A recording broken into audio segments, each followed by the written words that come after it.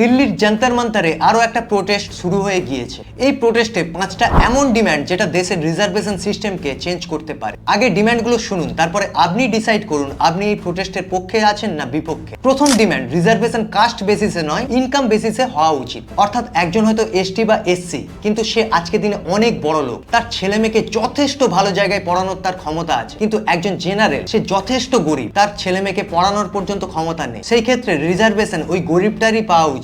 Second, one family one reservation one time. অর্থাৎ একজন family যদি একবার রিজার্ভেশন পেয়ে যায়, তার পরের জেনারেশন আর রিজার্ভেশন পাবে না। আর থার্ড পয়েন্ট, যেটা আমার পার্সোনালি খুবই ভালো লেগেছে, মিনিমাম কোয়ালিফিকেশন স্ট্যান্ডার্ড। যে কোনো এক্সামে মিনিমাম কোয়ালিফাইং মার্কস ম্যান্ডেটারি। অর্থাৎ অনেক ক্ষেত্রে দেখা যায় হয়তো রিজার্ভেশনে 5টা সিট রাখা আছে, যেখানে একজন পাস করেছে আর বাকি কেউ পাস করতে পারেনি। তখন কি হয়, যারা পাস করতে পারেনি অর্থাৎ বেস্ট ফেল্ড ক্যান্ডিডেটদের মধ্যে বেছে নেওয়া হয়। আর এই সিস্টেমটা আমি মনে করি খুবই জঘন্য একটা সিস্টেম। কেউ ফেল করেছে, তার মিনিমাম কোয়ালিফিকেশন নেই, মিনিমাম যোগ্যতা নেই, সেক্ষেত্রে সে কিভাবে সিট পেতে পারে? এটা অবশ্যই চেঞ্জ করা দরকার। 4 নম্বর, স্টপ রিজার্ভেশন পলিটিক্স। অর্থাৎ পলিটিক্যাল পার্টিগুলো রিজার্ভেশনের লোভ দেখিয়ে ভোট নেয়, কিন্তু এমন চেঞ্জ আনা দরকার যেখানে পলিটিক্যাল পার্টিগুলো এই রিজার্ভেশনের কথা বলতে পারবে না, এবং যারা অলরেডি অনেক প্রোগ্রেস করে গিয়েছে তারা যেন না আর রিজার্ভেশন পায়, তাদেরকে অটোমেটিক্যালি জেনারেল ক্যাটাগরিতে শিফট করে দেওয়া হোক। আর 5 নম্বর, যেমন সূর্য